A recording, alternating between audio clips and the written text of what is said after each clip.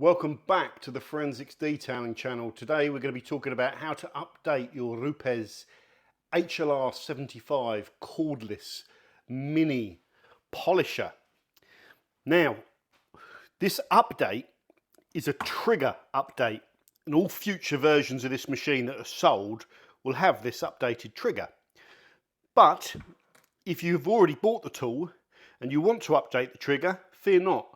You can go and get this from the RUPES store or other distribution partners, and I'll put a link for where you can get them from in the description.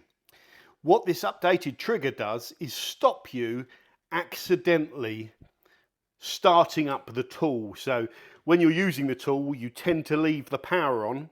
When you put the tool down or when you're handling the tool, you might just catch it. And if you've got polish on your pad, that might spin some of it off, or if you put it down that way, which I don't think you're supposed to do, you're going to start the tool. So that's why this update exists. All you're going to need to do to apply this update, or the only tool you're going to need, is a medium-size posi driver. So I'm going to show you live with one hand for most of it how to do this. Step one, make sure the tool's off. Remove the battery. Use two hands, John. You're cheating. I know. Work with me. Now, the second thing, you see the tool. There are 4 screws in the shell or the casing of the machine. Not these 2 here. You don't need to touch them.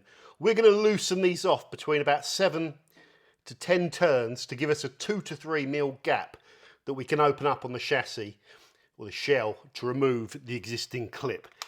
So we put the screwdriver in, we just feel there. We won't be able to see the gap till we've done all of them. That's enough. Just give that a little, when you put that in there, just give it a little wiggle to find the screw. There we go. The last one. There we go, and you can see now that gap's coming through. Now that's probably enough. It doesn't need to be a massive gap. Once you've done that, when you pull this apart, this is going to spring out, okay? Normally, if you weren't filming, you would just be able to catch it, but it's going to spring out because I'm filming. There you go. It landed perfectly in front of me. So that is the next step, to remove that. Now underneath the original trigger is the spring, and all you do is grab hold of that, just pull it and it will pop out.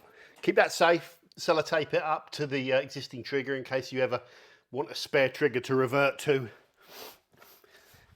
Simply take your new trigger. You're not going to put that spring back in because it's got a different spring mechanism there, and then just slot that in, tighten it up so you know it's all in place, and then do up your 4 screws. I'm going to do this live. There we go. Okay. There we go. Now we're ready to reinstall the battery. Should we pop in there? Turn the machine on. Sorry. And test that everything is good. So normally that trigger lock is going to stop it accidentally firing. So you can see there, make sure that works, make sure the trigger's in. And now to start the machine, you're just going to push that forward, and as you do, the trigger will go on. Actually gives you a little bit more control as well, so you can push forward. But essentially you can use the tool the same way, where you've got your hand on top and pushing down. So there we go. That is the updated trigger for the RUPES HLR75. So there you go, guys. That is the new trigger for the machine. If you've got the old trigger and you like that, you can stick with it. But I think that is going to be of benefit to stopping those times where you accidentally fire the machine when you don't want to. I think as well, a lot of guys that machine polish will have got into the habit, like with the the LHR15 Mark III there, where it's designed, you can see those white feet. It's designed to be sat down that way with the pad upside down. this machine isn't designed for that. So some of you may have got into the habit of setting the machine down, you know, that way, and that's why you're getting that startup. So this should just prevent that a little bit. So it's probably well worth doing that mod to your machine, and it really does take probably less than a minute to do it. So there we go, guys. That is the HLR75E trigger update. There's something cool also that RUPES have brought out to the market, and I'll be doing a video on this soon. Can you guess what it is? I'm sure you can. Thanks for watching, guys. Stay tuned, and don't forget to subscribe to the Forensics Detailing channel. Bye for now.